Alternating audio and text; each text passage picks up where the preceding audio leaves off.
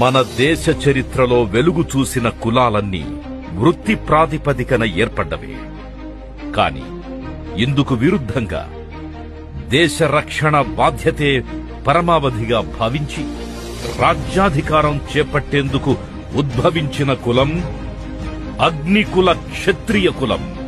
సువిశాల భారతదేశాన్ని సుసంపన్నంగా, సుభిక్షంగా, సురక్షితంగా సుపరిపాలన సాగించిన అనేక రాజవంశాల్లో సుప్రసిద్ధులు పల్లవులు.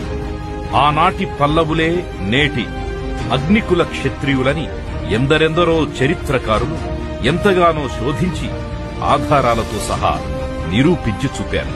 ఆనాటి చరిత్రకారుల కథనం ప్రకారం ఒకప్పుడు హిమాలయ పర్వత శ్రేణుల్లోని ఆబూ పర్వత శిఖరాన కొందరు ఋషులు తపస్సు చేసుకునేవారని, వీరంతా ఒకసారి జంబూ మహర్షిని కలుసుకుని, ఓ మహర్షి, జంబూద్వీపమునందు సర్వమానవాళికి రక్షకుడిగా కంటికి రెప్పలా కాపాడగలిగే ఒక పరిపాలకుడు కావాలని, అందుకు తగ్గ ఒక మహాయజ్ఞాన్ని మీ చేతుల మీదుగా జరిపించండి అని ఆయనతో మొరపెట్టుకున్నారు.